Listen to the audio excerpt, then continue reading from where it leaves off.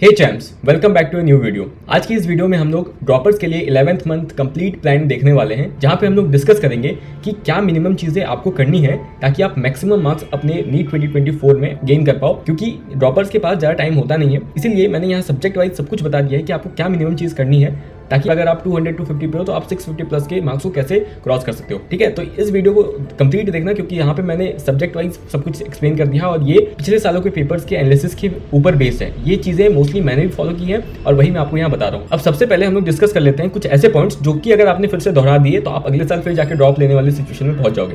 सबसे पहली चीज, अगर आप ड्रॉप लेने की सोच रहे हो तो अपने दिमाग से ये निकाल दो कि आपको जीरो से स्टार्ट करना है, पहली चीज। दूसरी चीज, आपको हमेशा मोस्टली फोकस करना है एक ही रिसोर्स पे पूरे साल। ठीक है, एक ही रिसोर्स को मल्टीपल रिवीजन आपको देना है, ना कि आपको अलग अलग रिसोर्सेज पे हर महीने आप रिसोर्स चेंज कर रहे हो अपना। कभी अपने मॉड्यूल से कर रहे हो, कभी आपने एमटीजी खरीद लिया, कभी आप जाके किसी ऑनलाइन प्लेटफॉर्म से पढ़ने लग रहे हो। ठीक है, तो कोई एक सोर्स पकड़ो, उसको पूरे साल भर फॉलो करना है आपको। थर्ड चीज, सितंबर अक्टूबर नवंबर जो मंथ आएगा आपका, उसमें आप स्लो डाउन हो जाते हो और ये जो स्लो डाउन है ये आपको बाद में बहुत इफेक्ट करता है और एंड में आप फिर उसी रश उसी प्रेशर में फंस जाते हो जो कि आप पिछले साल थे और ये आपको फिर से एक ड्रॉप लेने पर मजबूर कर देगा। चौथी चीज, अगर आप हर दूसरे दिन टाइम टेबल बनाने लग जाओगे तो आप फिर ड्रॉप के सिचुएशन में पहुंच जाओगे। हर महीने अगर आप स्ट्रेटेजी बनाने लग गए और हर महीने अगर आप स्ट्रेटेजी की वीडियो देखने लग गए तो भी आपको ड्रॉप लेना पड़ जाएगा। और अगर आपने टेस्ट नहीं दिया, अगर आपने स्टार्टिंग से टेस्ट सीरीज फॉलो नहीं की, तब भी आपको बहुत ज्यादा दिक्कत हो जाएगी, आपका सिलेक्शन इस साल भी नहीं होगा। तो ये 6 चीजें एकदम अपने दिमाग में बैठा लेना और कहीं लिख लेना कि कहीं आप ये गलती फिर से ना दोहरा दो। अब इसको मैं बेस्ट स्ट्रेटेजी क्यों बोल रहा हूँ, क्योंकि देखो मैं क्योंकि खुद ड्रॉपर था तो मुझे पता है आपके पास अब सिर्फ 11 मंथ प्रेजेंट है और इस स्ट्रेटेजी को मैंने इसी 2 पॉइंट्स के बेसिस पे बनाया है कि आपके पास एक तो टाइम कम है और दूसरा आपको कंप्लीट सिलेबस करना है इस टाइम में और उससे ज़्यादा इंपॉर्टेंट आपको रिवीजन करना है और टेस्ट देना है। और इन तीनों पॉइंट्स को मैंने दिमाग में रखते हुए ये जो आपकी स्ट्रेटेजी है उसको मैंने बनाई है। तो इसलिए मैं आपको ये नहीं कहूँगा इसमें कि आपको ये बुक भी सॉल्व कर लेना है, ये चीज़ भी सॉल्व कर लेनी है, ये कॉपी भी बना लेना है, वो कॉपी बना लेना है। मैं आपको यहाँ पे एक ऐसी स्ट्रेटेजी बताने वाला हूँ जिसके थ्रू आप इजीली इतना टाइम बचा पाओ कि आप रिविजन कर पाओ, टेस्ट दे पाओ और आप अपनी ईजी चीज़ों पर कम टाइम दो और अपनी वीक चीज़ों पर ज़्यादा टाइम दे पाओ। इस स्ट्रेटेजी को फॉलो करते हो आप इजीली 700 मार्क्स तक टच कर सकते हो, इसमें कोई शक की बात नहीं है अगर आप इसको डेडिकेटली फॉलो करते हो। तो बिना कोई देरी के स्टार्ट करते हैं। पहला क्वेश्चन आपके दिमाग में जो आएगा कि भैया हमें कब तक सिलेबस कंप्लीट कर लेना चाहिए। तो मोस्टली अगर आप कोई भी ऑफलाइन या ऑनलाइन बैच ज्वाइन करते हो ड्रॉपर्स वाली, तो वहां पे जो सिलेबस है वो कंप्लीट कराएंगे या तो फेब एंड तक या फिर मार्च एंड तक। तो मोस्टली क्या होता है, जो फेब एंड का टाइम है वो आइडियल टाइम माना जाता है क्योंकि इसके बाद आपको 2 से 2.5 मंथ का टाइम मिल जाता है जहां पे आप इजीली अपनी चीज़ को रिवाइज कर पाओगे और अपने टेस्ट वगैरह दे पाओगे। अब ये जो बात कही जाती है कि 2 से 2.5 मंथ पहले आपको सिलेबस कंप्लीट कर लेना है, इसमें एक कैच है जो कि कोई बताता नहीं है। ये जो हम बोलते हैं कि सिलेबस आपको कंप्लीट करना है, इसमें आपका ऑलरेडी 60 to 70% सिलेबस का रिवीजन भी इंक्लूड होता है। मतलब कि जब आप अपना सिलेबस कंप्लीट करो फेब एंड में, तो उस समय तक आप एटलीस्ट 50-60% चीज़ों में कॉन्फिडेंट हो कि अगर आपका अभी भी टेस्ट ले लिया जाए तो उसमें भी आप पूरे अच्छे मार्क्स स्कोर कर पाओगे क्योंकि वो चैप्टर्स आपका ऑलरेडी रिवाइज है, आपने बहुत बार उन चीज़ों को रिवाइज किया हुआ है। तो ये पॉइंट बहुत इंपॉर्टेंट है जो कि कोई बताता नहीं है, इसको एकदम स्टार मार करके ध्यान रखना अपने दिमाग में। अब बात करते हैं हम लोग सब्जेक्ट वाइज क्या प्लान होना चाहिए आपका। तो सबसे पहले बात करते हैं बायोलॉजी की। तो बायोलॉजी आपका ईजीएस्ट सब्जेक्ट है और आपको इसीलिए इसमें सबसे कम टाइम देना है। कितना टाइम देना है, तो देखो 2 से 2.5 घंटा आपको डेली देना है। इस सब्जेक्ट को आपको कभी इग्नोर नहीं करना है, डेली आपको पढ़ना है, लेकिन 2 से 2.5 घंटा से। किस टीचर से पढ़ें, तो देखो मेरा रिकमेंडेशन होता है विपिन सर के वन शॉट के जो प्लेलिस्ट है जो कि मैं शेयर कर दूंगा टेलीग्राम चैनल पे। ये कोई प्रमोशन नहीं है, मैंने इसको फॉलो किया इसलिए मैं ऑनेस्टली सबको बताता हूँ। ये वन शॉट क्यों देखने हैं आपको, तो देखो वन शॉट देखने का एक बहुत बड़ा रीजन है क्योंकि आप ड्रॉपर हो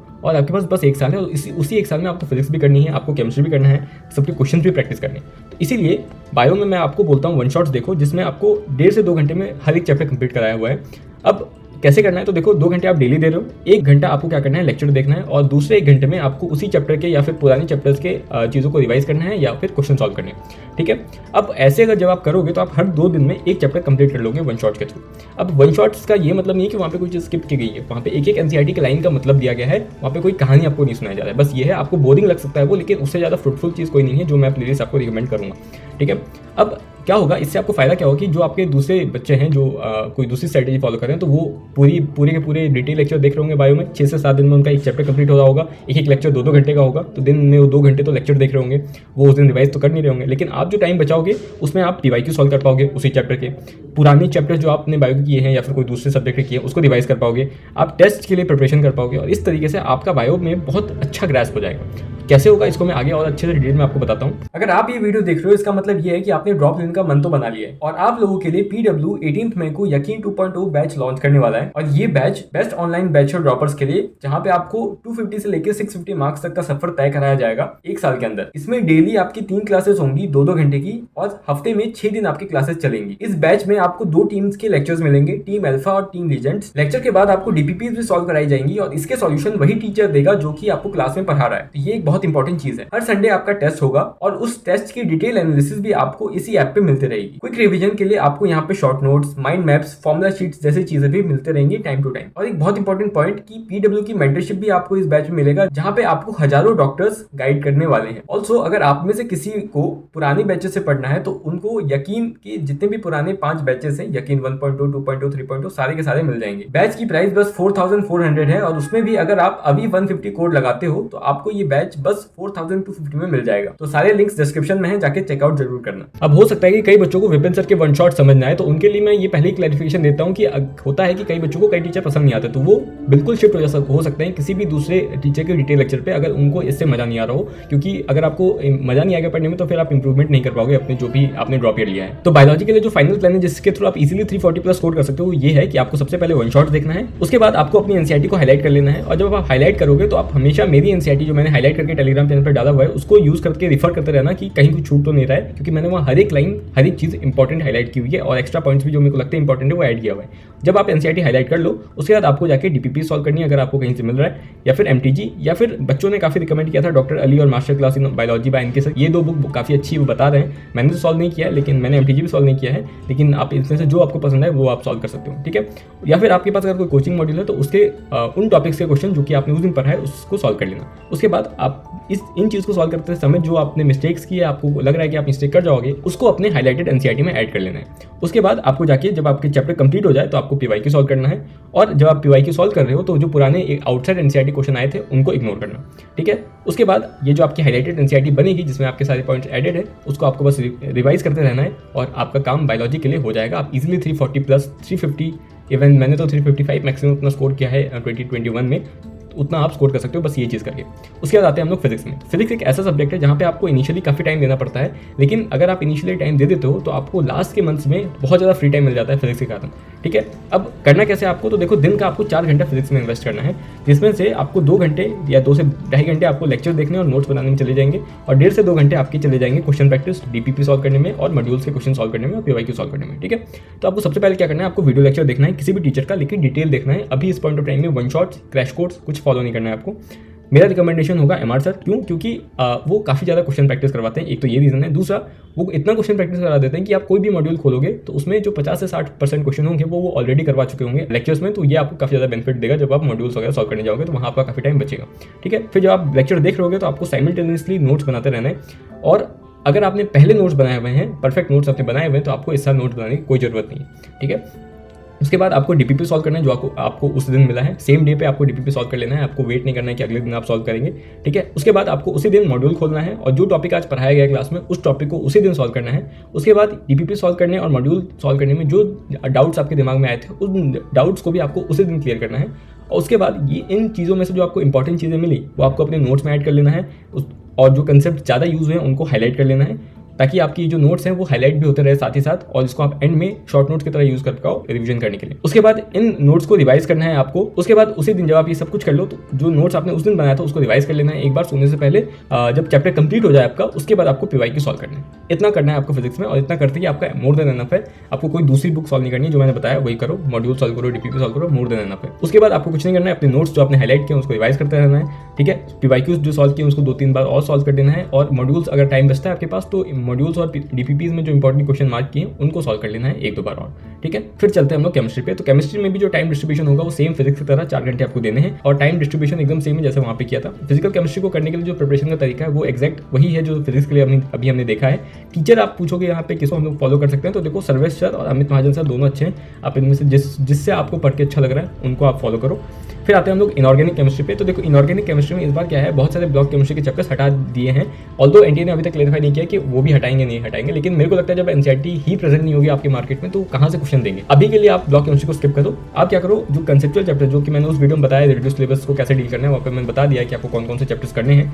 तो उसमें से आप at least Vedic classification, chemical bonding, coordination, compound और रिडॉक्स चैप्टर्स को आप जैसे फिजिक्स को मैंने बताया सॉल्व करने के लिए, उस तरीके से इन चैप्टर्स को सॉल्व करना, क्योंकि ये कंसेप्चुअल चैप्टर्स है। और अगर आपकी ये स्ट्रॉन्ग हो गए तो आपको ब्लॉक केमिस्ट्री करने में आपको शायद 20 दिन या 25 दिन लगेंगे। अगर मान लो एनटीए ने बहुत एंड में बताया कि नहीं आ रहा है आपका ब्लॉक केमिस्ट्री, तो आप इजीली 20-25 डेज में इसको भी कवर कर सकते हो अगर आपका ये कवर्ड है। अब मान लो ब्लॉक केमिस्ट्री आपको करना पड़ जाए, मेटलर्जी जैसे चैप्टर्स आपको करने पड़ जाए, तो कैसे करोगे? तो आपको क्या करना है, मोहित दधीच सर के लेक्चर्स आपको फॉलो करने हैं। उसके बाद जब आप लेक्चर देख लोगे, ताकि आप आपके कंसेप्ट स्ट्रॉन्ग हो जाए, जो भी एनसीईआरटी में लाइंस लिखे हैं उसके पीछे का क्या मतलब है वो आप समझ जाओगे एक बार उनके लेक्चर्स देख लो तो।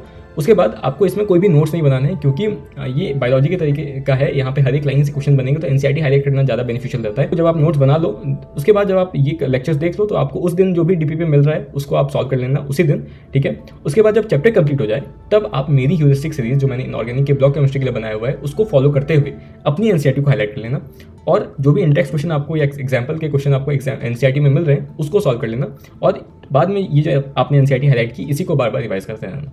बस आपको इतना करना होता है अपने इनऑर्गेनिक केमिस्ट्री में। अगर आपको और क्वेश्चन सॉल्व करने का मन करता है तो आप मॉड्यूल सॉल्व कर सकते हो, ऑल्दो वो इतना इंपॉर्टेंट नहीं, क्योंकि वो क्वेश्चन आपके ऑलरेडी टेस्ट में कवर हो जाएंगे। यहाँ पे एनसीईआरटी की रिविजन बहुत इंपॉर्टेंट है और हर लाइन के पीछे का कंसेप्ट समझा होना चाहिए आपको। फिर चलते हैं हम लोग लास्ट ऑर्गेनिक केमिस्ट्री के ऊपर। तो देखो इसमें कोई भी टीचर आप फॉलो कर सकते हो जो जिससे भी आपको समझ में आ रहा है, और वो एनसीईआरटी के बाहर ज़्यादा नहीं जा रहा है। क्योंकि क्या होता है कि कई टीचर बहुत अच्छे हैं लेकिन वो बहुत ज़्यादा आउट ऑफ एनसीईआरटी पढ़ाने लगते हैं, तो इसके कारण आपका नोट्स इतना मोटा बन जाएगा एंड में, और वो आपको रिवाइज करने का बिल्कुल मन नहीं करेगा। तो इसीलिए मैं जो रिकमेंड करता हूँ वो नितेश देवानी सर की जो मास्टर ऑर्गेनिक केमिस्ट्री प्लेलिस्ट है उर्दू क्लासेस पे, उसको ये देखते हुए आप अपने नोट्स बना सकते हो। नोट्स बनाते समय ये ध्यान रखना कि आप 2 कॉपी बनाओगे, एक जिसमें आप थ्योरी लिख रहे होगे जो भी सर थ्योरी के पॉइंट्स बता रहे हैं, और दूसरे वाले कॉपी में आप क्वेश्चंस लिखोगे जो भी सर प्रैक्टिस करवा रहे हैं लेक्चर के बीच में, ठीक है। इससे क्या होगा कि जो आपकी थ्योरी वाली कॉपी होगी वो इनडायरेक्टली आपका एक शॉर्ट नोट्स बन जाएगा, जो कि आप इजीली एंड में रिवाइज कर पाओगे। एक बार आपने वो टॉपिक कंप्लीट कर लिया तो उस टॉपिक को आप मॉड्यूल से सॉल्व कर लोगे। जब चैप्टर कंप्लीट हो जाए आपका तब आप पीवाई के सॉल्व कर लोगे। फिर आपने ये 2 चीज़ करने में जो भी आपने गलतियाँ की या फिर जो भी आपको इंपॉर्टेंट पॉइंट्स मिले उसको आप अपने थ्योरी वाले जो कॉपी है उसमें ऐड कर लोगे, और उसके बाद आप जाओगे एनसीईआरटी की थ्योरी रीड करने में। ये इसलिए करना है क्योंकि आपको असर्शन, रीजन और स्टेटमेंट वाले क्वेश्चन के साथ भी डील करना है, ठीक है। तो ये करना बहुत इंपॉर्टेंट है कि एनसीईआरटी की थ्योरी पढ़ी जाए। और इसमें आपको क्या करना है, एनसीईआरटी की थ्योरी जब आप पढ़ोगे तो आप थ्योरी वाली कॉपी बगल में लेके बैठना, और जो पॉइंट्स आपके एनसीईआरटी में प्रेजेंट है लेकिन आपके नोट्स में प्रेजेंट नहीं है उनको एनसीईआरटी में हाईलाइट कर लेना, ठीक है, ताकि आपकी ये 2 सेपरेट चीज़ें बन जाए जिसको आप इजीली रिवाइज कर पाओ। उसके बाद जब आप ये कंप्लीट कर लेते हो एनसीईआरटी हाईलाइट करना, उसके बाद आपको एक रिएक्शन कॉपी बना लेनी है जिसकी वीडियो ऑलरेडी प्रेजेंट है, उसको देख लेना, लिंक आपको आई बटन पर मिल जाएगा। उसके बाद आपको कुछ नहीं करना है, यही नोट्स को रिवाइज करते रहना है बार बार, रिएक्शन कॉपी को रिवाइज करना है, एनसीईआरटी हाईलाइट बार बार देखते रहना है, और पीवाईक्यू को लगा लेना है अच्छे से 2-3 बार, ठीक है। बस तो चलो, थैंक यू। होप कि आपको ये वीडियो पसंद आई होगी। अगर वीडियो पसंद आई तो वीडियो को लाइक करना, चैनल को सब्सक्राइब करना, इसको शेयर करो अपने दोस्तों के साथ जो भी ड्रॉप की सोच रहे हैं और उन्हें एक स्ट्रैटेजी चाहिए। अगर आपने खुद की नहीं बनाई तो आप इसको फॉलो कर सकते हो, अगर आपने खुद की बनाई तो उसको फॉलो कर सकते हो, या फिर आपको किसी और की स्ट्रैटेजी पसंद आई तो उसको फॉलो कर सकते हो। लेकिन कोई एक स्ट्रैटेजी आपको पूरे साल भर फॉलो करनी है। फिर से मत आ जाना 5 महीने बाद कि भैया एक स्ट्रैटेजी की वीडियो दे दो हमें।